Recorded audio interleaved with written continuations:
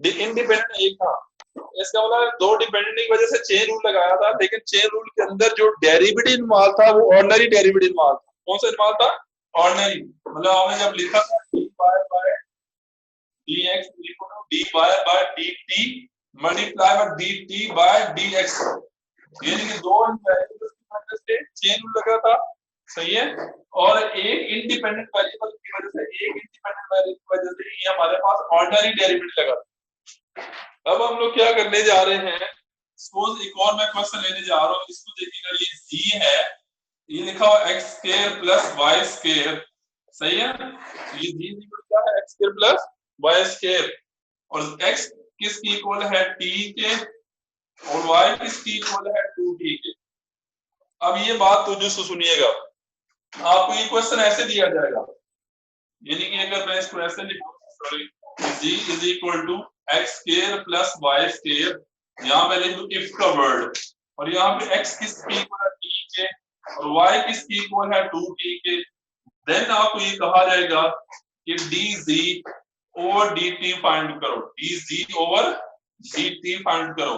यानी कि मतलब क्या, ये वाली सारी चीजें ऊपर वाली गिवन है आपके पास, तो आप लोगों ने नीचे वाली चीज क्या करनी है? फाइंड करनी है। इसका मतलब यहाँ पे देखें, अगर मैं इसको देखूं तो ये जो आपको नजर आ रही है, इसमें z डिपेंडेंट है और x और y क्या है? इंडिपेंडेंट है। तो z किस पे डिपेंड कर रहा है? x और y पे, x और y पे। इसमें ये डिपेंडेंट बन गया और ये दो इंडिपेंडेंट आ गए। तो इसका मतलब यहाँ जब दो इंडिपेंडेंट आएंगे तो यहाँ कौन सा डेरिवेटिव लगेगा? Partial derivative. कौन सा जी? Partial derivative. और अब अगली बात देखिए, साथ ही ये भी इंफॉर्मेशन गिवन है कि x इज इक्वल टू किसकी इक्वल है? t के, y किसकी इक्वल है? 2t के। अब इसमें x किस पे डिपेंड कर रहा है? t पे, और y किस पे डिपेंड कर रहा है? t पे। तो इट मीन x डिपेंडेंट है, y भी कौन सा है? डिपेंडेंट है, और इसमें t कौन सा है? इंडिपेंडेंट। सही है, इसके लिहाज से देख लेंगे। और आपने फाइंड क्या करना है? dz by dt। अब फिर वही इशू आ गया कि z तो डिपेंड कर रहा था x और y पे, लेकिन हमने जो z का डेरिवेटिव फाइंड करना है, किस पे फाइंड करना है? t के लिहाज से फाइंड करना है, यानी ये डिपेंड किसी और चीज पे कर रहा है और डेरिवेटिव किसी और चीज के लिहाज से फाइंड करना है।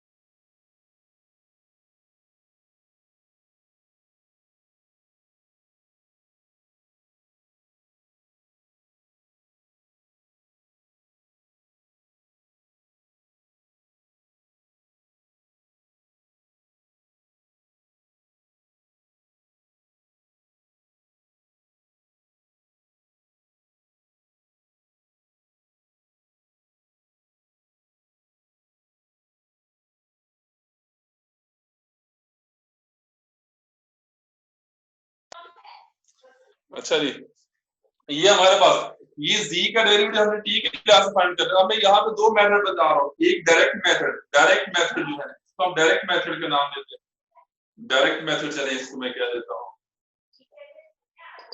डायरेक्ट मेथड में क्या करना है, हमने अब z का डेरिवेटिव t के लिहाज से फाइंड करना है। तो मैं क्या करता हूँ, ये ऊपर मैंने z लिखा, ये z था, ये हमारे पास क्या था? X square plus y square.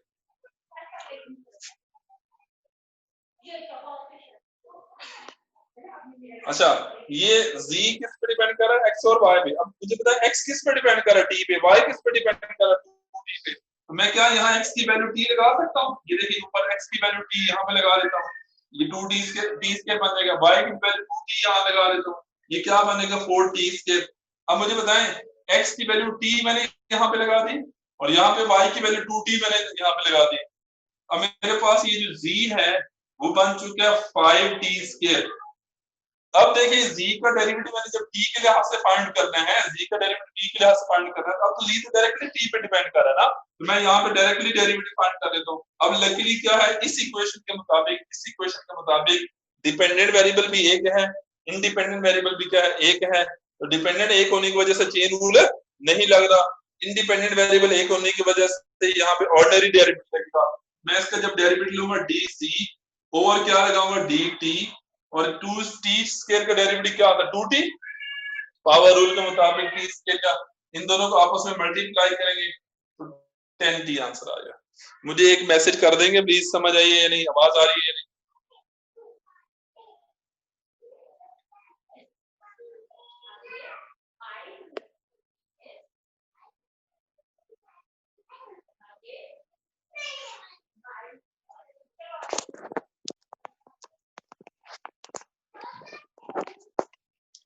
ठीक हो गया, ये वाला बन जाता है।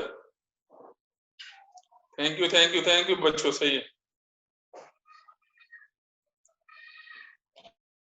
अच्छा, ये था डायरेक्ट मेथड। अब इसका मैं इनडायरेक्ट मेथड बताने जा रहा हूं, क्योंकि अगर आप यहाँ पे ओवरऑल अगर आप इस इक्वेशन को देखें, इस ओवरऑल इक्वेशन को देखें, तो यहाँ पे तो हमारे पास ये तीन डिपेंडेंट वेरिएबल आ रहे हैं, तीन, ये जी भी डिपेंडेंट है, एक्स भी डिपेंडेंट है, वाई भी डिपेंडेंट है, और ये एक्स और वाई और टी इंडिपेंडेंट आ रहे हैं। तो इसका मतलब डिपेंडेंट वेरिएबल जब एक से ज्यादा होते हैं तो हम लोग चेन रूल लगाते हैं, जब इंडिपेंडेंट वेरिएबल एक से ज्यादा होते हैं तो वहां पे हम पार्शियल डेरिवेटिव लगाते हैं। यहाँ तो हमें लगाने की जरूरत नहीं पड़ेगी क्योंकि हमने बीच में से इसको खत्म कर दिया था, एक्स और वाई को खत्म कर दिया था। अब मैं दूसरे मेथड की तरफ आ रहा हूँ, जो जिसको हम कहते हैं चेन रूल। कौन सा रूल जी, चेन रूल। ये चेन रूल कब लगेगा ये देखिएगा प्लीज।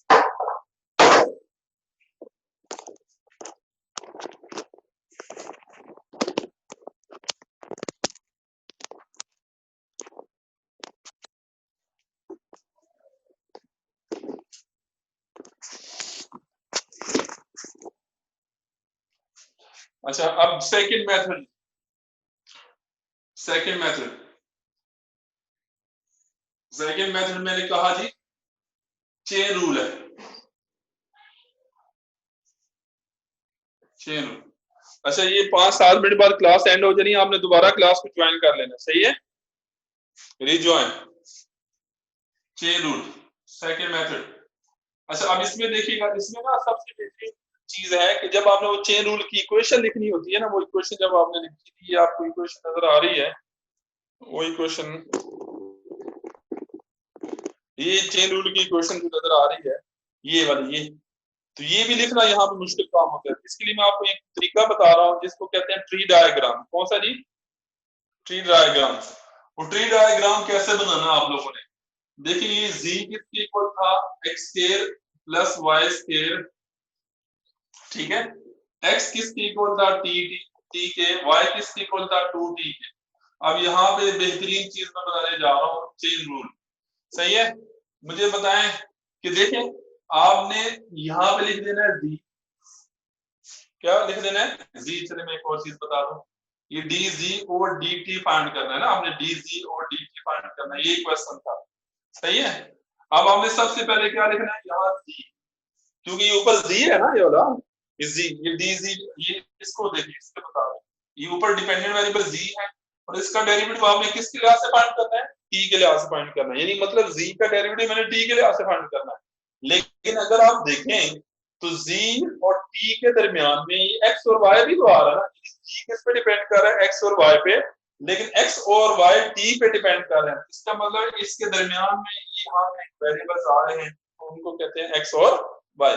मैं एक छोटी सी एग्जांपल ऐसे देता हूँ, ये सपोज मैं ना घर परचेज करने के लिए जाऊँ, परचेज करना चाहता हूँ, और ये वाला जो घर का जो ऑनर है, तो अब मैंने परचेज करना है और ये वाला घर का ऑनर है, तो मैं डायरेक्टली इससे भी बात कर सकता था, लेकिन अगर मुझे इसके बारे में पता होता तो डायरेक्टली मैं इससे बात कर लेता, जो हमने पहले ये काम किया पिछले में। लेकिन अगर मुझे इसके बारे में पता नहीं है तो मैं क्या करूंगा, ये मेरे पास में दो प्रॉपर्टी डीलर्स हैं, ये वाला प्रॉपर्टी डीलर है, ये वाला प्रॉपर्टी डीलर। मैं इस प्रॉपर्टी डीलर के पास जाता हूँ और इसको कहता हूँ यार मुझे घर ढूंढना है, तो जब मैं इसके पास जाता हूँ, इस प्रॉपर्टी डीलर का इसके साथ लिंक है, तो मेरा लिंक इसके साथ बना और इसका लिंक इसके साथ है, तो इसका मतलब मैं पहले इसके पास गया, ये मुझे इसके पास ले, तो मैं इस प्रॉपर्टी डीलर के थ्रू यहाँ पे पहुंचा। फिर दूसरा क्या था कि फिर मैं कहता हूँ इससे अच्छा एक और प्रॉपर्टी डीलर में ढूंढता हूँ। मैं इस प्रॉपर्टी डीलर के पास गया, लेकिन इस प्रॉपर्टी डीलर का भी लिंक इसी के साथ होता है, तो ये वाला प्रॉपर्टी डीलर भी मुझे इधर भी लेके आया। इसका मतलब है ये मैं खुद हूँ, ये बेसिकली ऑनर है घर का, और ये दरमियान में जो है प्रॉपर्टी डीलर है। अब नाम कुछ देने आप लोगों ने, इसे कहते हैं डिपेंडेंट वेरिएबल। क्या कहते हैं? Dependent variable. इसे क्या कहते हैं? Independent variable. और ये जो दरमियान में आपको नजर आ रहे हैं, इसे कहते हैं इंटरमीडिएट वेरिएबल्स। यानी वो जो दरमियान में था ना प्रॉपर्टी डीलर, उसको हमने इंटरमीडिएट थर्ड पार्टी का नाम दे दिया। मेन पार्टी तो ये थी ना, जो ना कस्टमर और जो ना जो सेल्समैन, सॉरी, ये जिसने बेचना था, और ये दरमियान में ये वेरिएबल्स आए थे। इसका मतलब ये हमारे पास कौन सा वेरिएबल है जी? डिपेंडेंट। ये वाला कौन सा है? इंडिपेंडेंट। और ये हमारे पास कौन से? इंटरमीडिएट। तो हम लोगों ने क्या करना है जी? पहले जी से किसकी तरफ जाना है? एक्स की तरफ। जी से किस पे गए? एक्स की तरफ। ये और ये एक्स हमें किसकी तरफ ले गया? टी की तरफ। सही है। इस तरह जी से हम लोग किसकी तरफ गए? वाई की तरफ। और ये वाई हमें किसकी तरफ ले गया? टी की तरफ। शहजादो सही है? समझ आई? ठीक है, मैसेज प्लीज।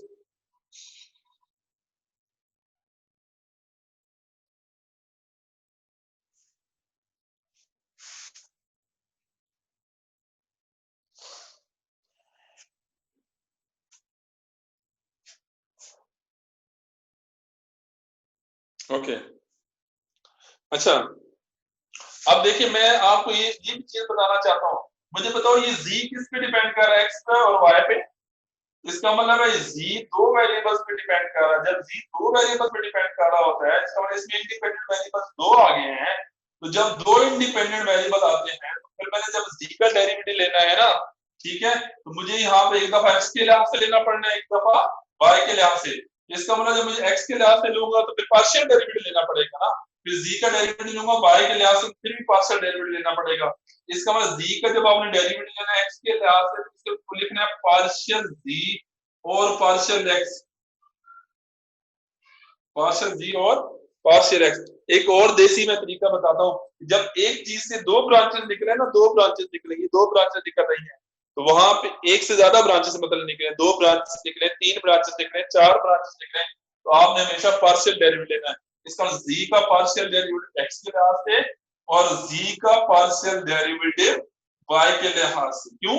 क्योंकि जी एक्स पे भी डिपेंड कर रहा है, जी वाई पे भी डिपेंड कर रहा है। इसका मतलब जी का एक्स के लिहाज से भी पार्शियल डेरिवेटिव, जी का वाई के लिहाज से। अब आ जाए एक्स से टी की तरफ।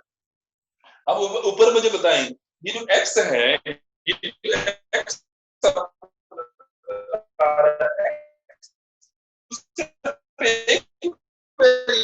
डिपेंड कर रहा है ना, एक्स डिपेंडेंट वेरिएबल आ रहा है एक्स के लिहाज से, वो एक ही वेरिएबल आ रहा है।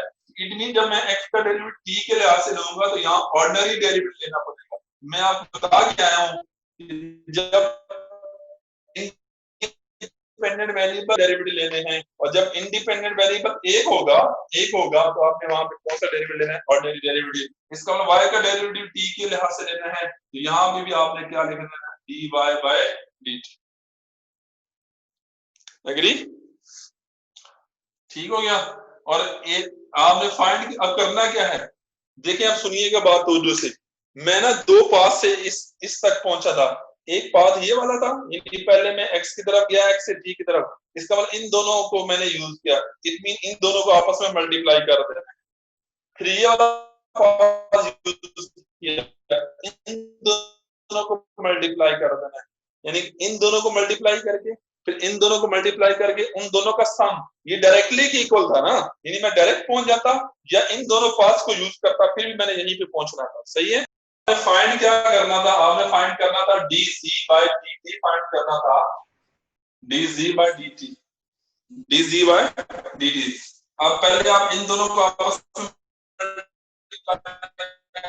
किसको जी मल्टीप्लाई करेंगे जी? पार्शियल जी और पार्शियल एक्स, ये पार्शियल जी और पार्शियल एक्स मल्टीप्लाई में d x by d t, इसके साथ d x by d t, multiplication 10 यहाँ पे ये पार्शियल z और पार्शियल y, पार्शियल z और पार्शियल y, और नीचे क्या लिखा हो जी, dy बाय dt। ये वाला एग्रीगेशन दो,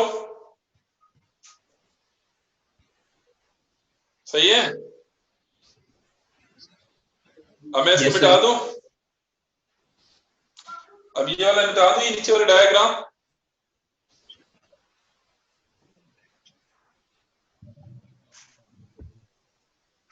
या चले नहीं मिटाना चाहते तो आप देखिए, ठीक है। अब ये देखिएगा इसको लिहाज से, अब आपको यहाँ पे मुझे बताएं पार्शियल z और पार्शियल x चाहिए ना, आपको पार्शियल z और पार्शियल x चाहिए। दूसरा आपको ये dx और dt चाहिए, दो हो गए। पार्शियल z और पार्शियल y चाहिए। दूसरा dy ओवर dt चाहिए आपको। ये चार चीजें आपको चाहिए, सही है। अब वो चार चीजें मैं फाइंड करने जा रहा हूँ।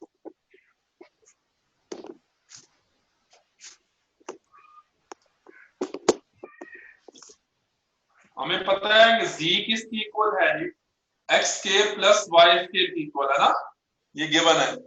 इसका आपने पार्शियल डेरिवेटिव एक दफा x के लिहाज से फाइंड करना है, क्या आंसर आएगा 2x। और एक दफा इसका पार्शियल डेरिवेटिव किसके लिहाज से फाइंड किया, y के लिहाज से, ये 2y आया। अब मुझे पता है ये दो चीजें आ गई ना, पार्शियल z और पार्शियल x भी आ गया, पार्शियल z और पार्शियल y भी आ।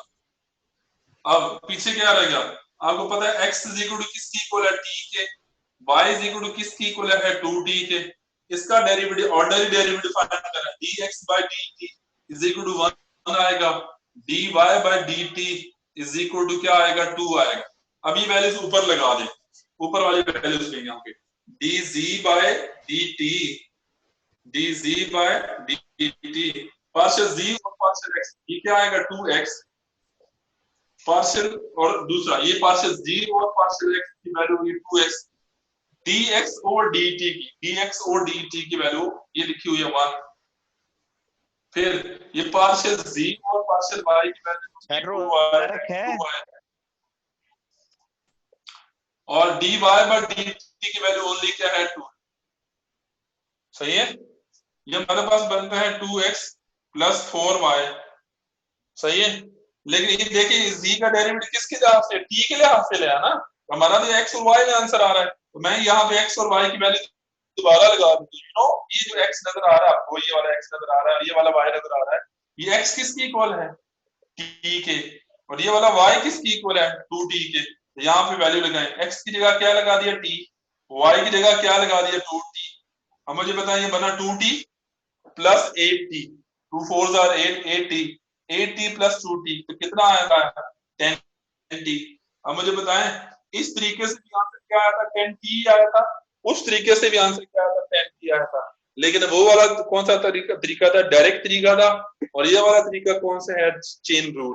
लेकिन अब ये ना कि सर वो आसान है तो वही कर लें, नहीं, आगे इतने इतने मुश्किल क्वेश्चन आएंगे तो फिर आपको वहां पे चेन रूल लाजमी यूज करना पड़ जाएगा, सही है। और आपको पूछा भी जाएगा कि इसको चेन रूल से सॉल्व करो। सर जी सर वो मैंने पूछना था कि ये जो डिफरेंशियल इक्वेशंस है ये हमारे लिए टॉपिक सारा या ITCS वालों के लिए पीयू से, वो सारों के लिए, आपका कैलकुलस 2 सब्जेक्ट सबका सेम है, सही है। तो उसके अंदर उसमें आप पढ़ी आपने जी, ओके सर देख लेंगे उसे भी, यानी डिफरेंशियल इक्वेशंस आपने पढ़नी है सर। ये पूछना हाँ, इसके अंदर आपने ये देखो पार्शियल डेरिवेटिव पढ़ रहे हैं, फिर एक छोटा सा पोर्शन आपका आएगा पार्शियल डिफरेंशियल इक्वेशन, फिर आपने ऑर्डिनरी डेरिवेटिव पहले पढ़े हैं, ऑर्डिनरी डिफरेंशियल इक्वेशन, ये कैलकुलस 2 के अंदर ये चीजें आप लोगों ने पढ़नी है। इसलिए सबसे बेहतर ये है कि वो जो मैंने लेक्चर्स दिए हुए हैं वहां पे आप डिफरेंशियल इक्वेशन वाले लेक्चर्स देखें, उनको सही तरह समझें। जरा तरतीब से बताएं सबसे पहले क्या है टॉपिक। अब आपने ये पार्शियल डेरिवेटिव पढ़ लिए, यस सर। पार्शियल डेरिवेटिव में एक तो आपने फर्स्ट ऑर्डर डेरिवेटिव पढ़ा है, फिर आपने हायर ऑर्डर डेरिवेटिव पढ़ा है, और अभी आपने चेन रूल पढ़ा है। अब इसके बाद आप लोगों ने शुरू करनी है ये डिफरेंशियल इक्वेशन। कौन सी जी, डिफरेंशियल इक्वेशन। अब डिफरेंशियल इक्वेशंस के अंदर वो मैंने आपको सारी डिटेल्स वहां पे लेक्चर वहां पे दी हुई है, उसमें कौन कौन सी डिफरेंशियल इक्वेशन पढ़नी है आपने, सेपरेबल डिफरेंशियल इक्वेशन, होमोजीनियस और रिड्यूसिबल फिलहाल तो, सही है। वो लेक्चर सारे मैंने वहां पे यूट्यूब पे उस पे दिए हुए हैं, आप वहां से सुने और उसको ध्यान से समझें। जो चीज आपको समझ ना आए वो अगले वीक में, अगले लेक्चर जो हमारा होगा उसमें इंशाल्लाह हम लोग डिस्कस करेंगे, नेक्स्ट वीक में ना डिस्कस करेंगे। जो जो पॉइंट्स आपने मुझसे पूछने वो मैं इसी तरह यहाँ पे व्हाइट बोर्ड पे आपको एक्सप्लेन कर दूंगा। सही है। दूसरा काम आप लोगों ने क्या करना है, वहां पे जो क्वेश्चन लिखे हुए हैं उसकी आप लोगों ने असाइनमेंट बना लेनी। सही है।